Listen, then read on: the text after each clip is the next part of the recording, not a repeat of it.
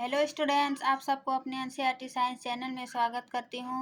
आज हम लोग एनसीईआरटी साइंस प्रैक्टिस सेट का पार्ट 8 देखने वाले हैं। इससे पहले हम लोग 7 पार्ट देख चुके हैं।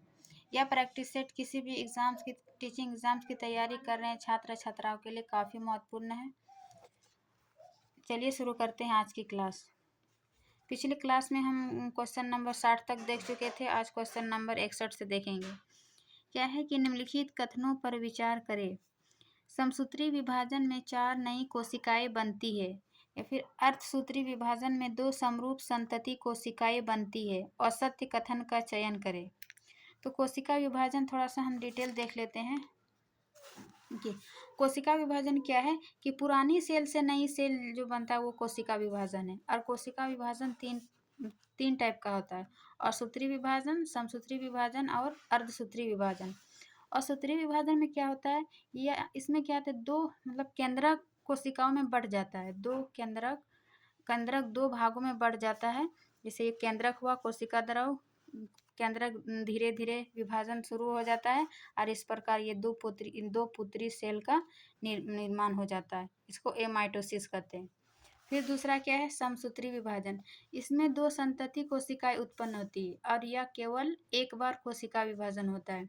इसमें गुणसूत्र विभाजन करके 2 कोशिकाओं का निर्माण करते हैं। जैसे एक जनक कोशिका हुआ, इसमें से गुणसूत्र धीरे धीरे स्पेंडल रूप में किनारे आ जाता है। फिर यही 2 भागों में 2 पुत्री कोशिका निर्माण हो जाता है और यह क्रिया माइटोसिस कहलाती है, मीन्स समसूत्री विभाजन। तो हम इस प्रकार देखें कि समसूत्री विभाजन में 2 संतति कोशिकाएं उत्पन्न होता है। और वहीं तीसरा है अर्धसूत्री विभाजन। अर्धसूत्री विभाजन में क्या है, 4 संतति कोशिकाएं उत्पन्न करती है और यह 2 बार विभाजन करती है। 4 संतति कोशिकाएं जो उत्पन्न होता है, चारों एक ही बार नहीं करती है। पहले ये समसूत्री विभाजन होती है, 1 से 2 सेल बनना, फिर दोबारा विभाजन करते 2 से 4 सेल का निर्माण करते। जैसे कि जनक कोशिका हुआ गुणसूत्र, सबसे पहले इसमें समसूत्री विभाजन द्वारा 2 कोशिका का निर्माण हुआ। फिर ये विभाजन करके 1 से 2 यानी 4 कोशिकाओं का निर्माण किया।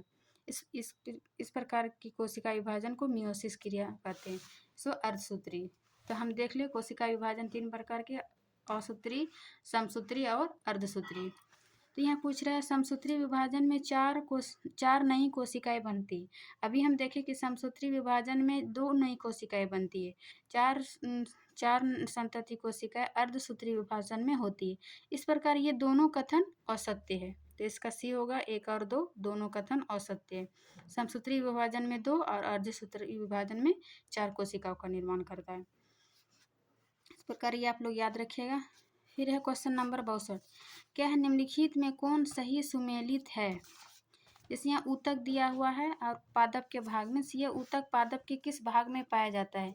जैसे शीर्षत विभाज्योतक ऊतक, तो ये शीर्षत विभाज्योतक मतलब ये जड़ों एवं तनों की वृद्धि वाले भाग में पाए जाते हैं, जहाँ पर तना और जड़ की वृद्धि होती है। तो ये शीर्षत विभाज्योतक वहीं पर पाया जाता है, जड़ों एवं तनों की वृद्धि वाले भाग में। फिर ये अंतर्विशिष्ट विभाज्योतक, यह पौधे के पर्व संधियों के पास पाया जाता है, मतलब पौधे में जहाँ नोट्स पाए जाते हैं, गांठ पाए जाते हैं, वो अंतर्विशिष्ट विभाज्योतक पाए जाते हैं। फिर ये पार्श्व विभाज्योतक, ये क्या है, तने की परिधि या मूल में पाए जाते हैं। इसमें तने की मोटाई या कैम्बियम इसी पार्श्व विभाज्योतक के कारण होता है। तो इसमें पूछ रहा है कौन से सही सुमेलित है। तो इसका सिर्फ 2 ही सुमेलित है, बाकी शीर्षत विभाज्योतक उल्टा है, जड़ों एवं तनों की वृद्धि वाले भाग में पाया जाता है।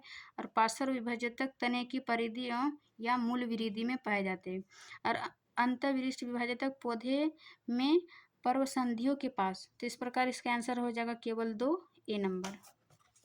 फिर 63 नंबर।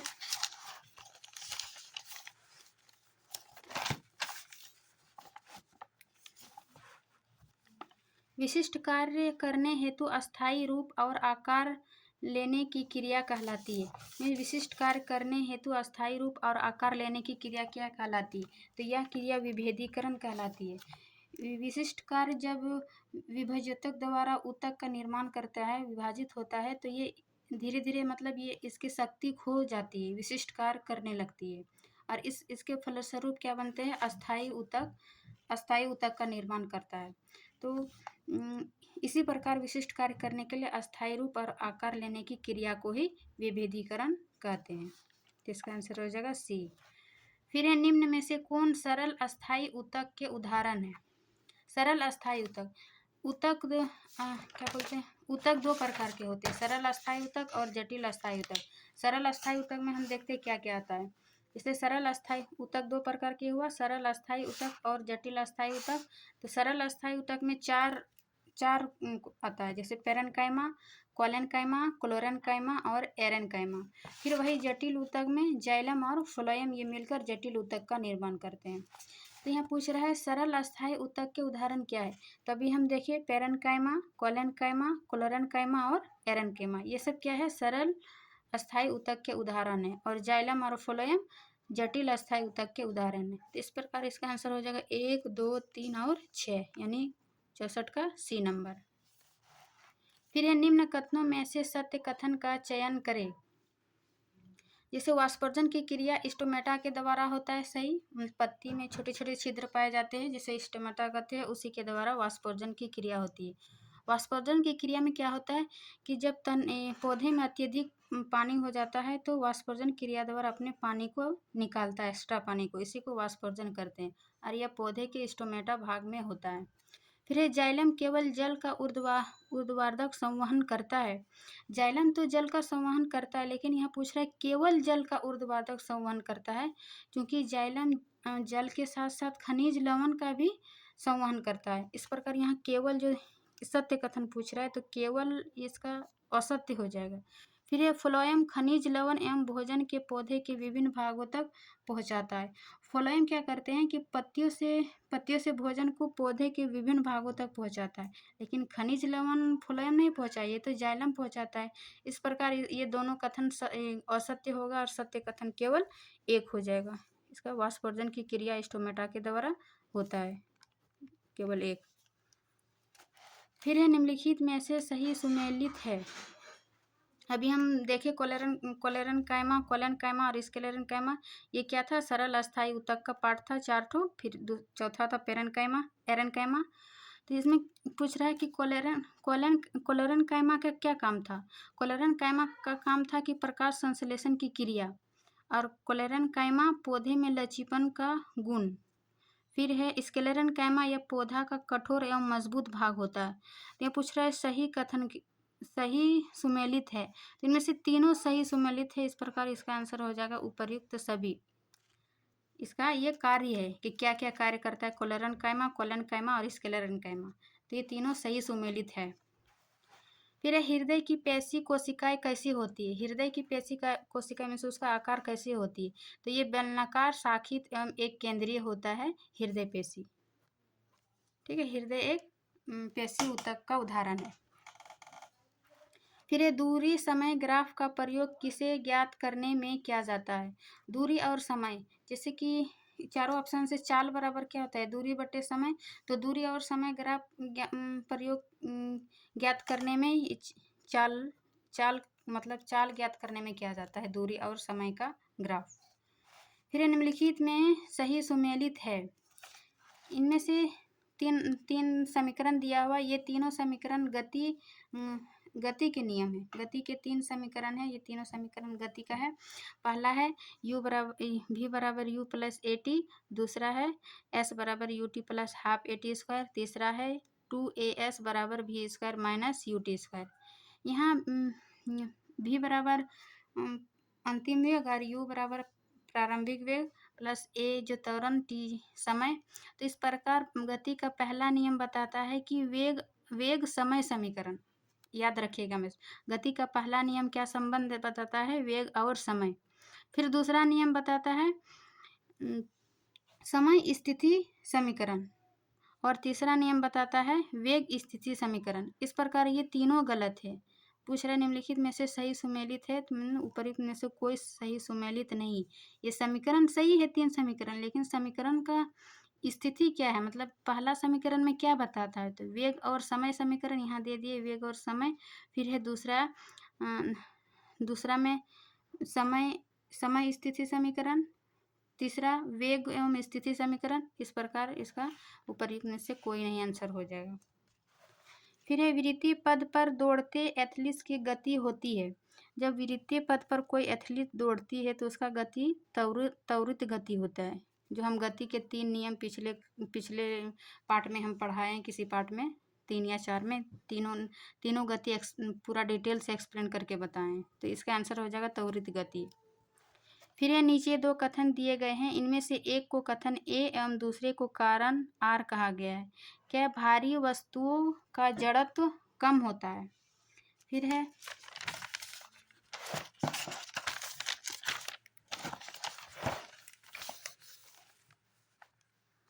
किसी वस्तु का द्रव्यमान उसके जड़त्व की माप है।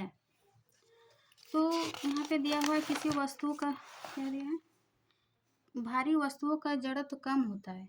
नहीं, भारी वस्तुओं का जड़त्व अधिक होता है। मात्रात्मक रूप से यदि हम देखें तो किसी वस्तु का जड़त्व उसके द्रव्यमान के द्वारा मापी जाती है, लेकिन भारी वस्तुओं का जड़त्व अधिक होती है, कम नहीं होती, अधिक होती है। इस प्रकार ये कथन ए असत्य हो जाएगा।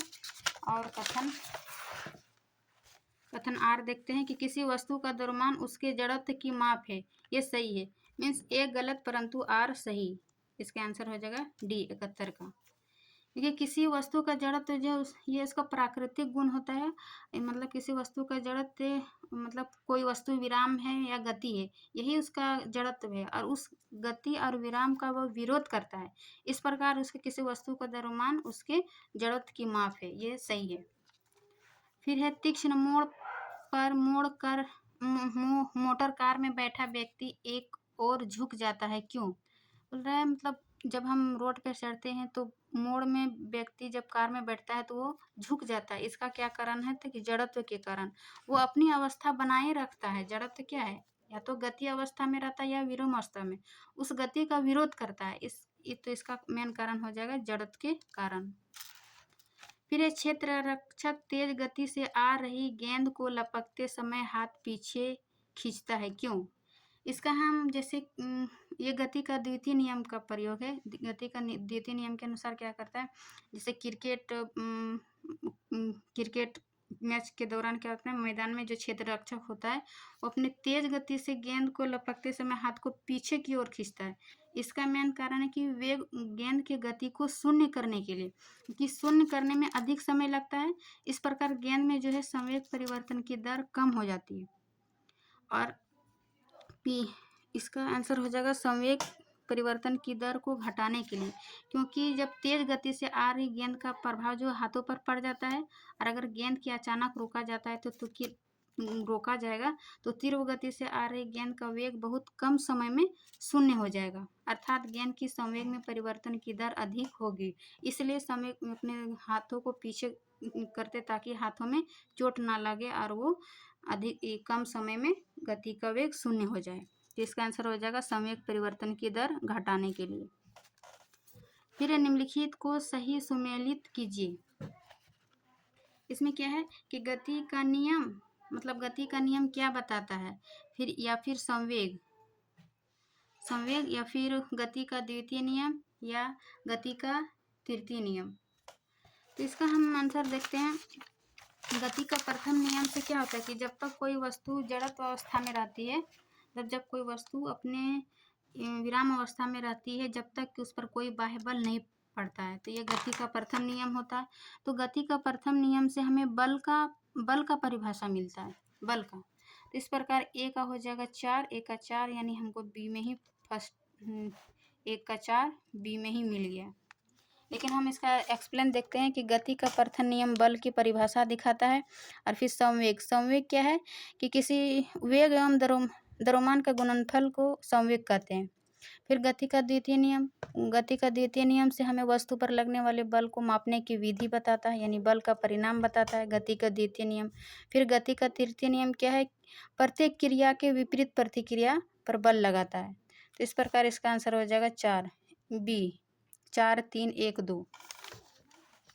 फिर ये 5 क्या है 75 नंबर, 5 किलोग्राम द्रव्यमान की वस्तु पर 2 सेकंड के लिए एक बल कार्य करता है जो वस्तु के वेग को 3 मीटर प्रति सेकंड से बढ़ाकर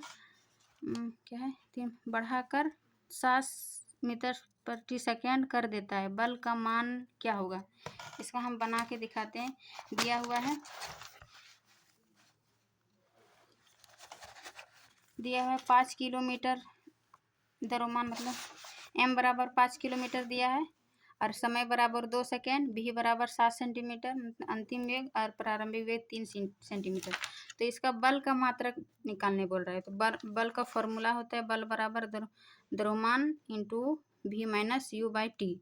तो द्रव्यमान 5 किलोमीटर था, v का मान 7, u का मान 3 बटे समय t। इस प्रकार इसको हल किए तो 10 न्यूटन प्राप्त हुआ बल का मात्रा। जैसे ये 75 5 किलोमीटर द्रव्यमान की वस्तु को 2 सेकंड के लिए बल कार्य करता है, तो वस्तु के वेग को 3 मीटर प्रति सेकंड से बढ़ाकर 7 सेंटीमीटर कर देने पर बल का मान 10 न्यूटन होगा। इसका देख लीजिए, इस प्रकार इसका फॉर्मूला याद रख के हल कर बैठा के बस हल कर दिए।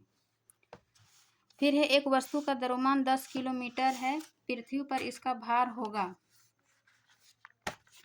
पृथ्वी पर इसका भार क्या होगा देखिए, जैसे द्रव्यमान बराबर 10 किलोमीटर दिया हुआ और इसका पृथ्वी पर भार पूछ रहा है यानी गुरुत्वीय त्वरण। तो इसका गुरुत्वीय त्वरण जी का मान 9.8 मीटर प्रति सेकंड स्क्वायर होता है और इसका फॉर्मूला भार यानी वेट बराबर द्रव्यमान गुना त्वरण।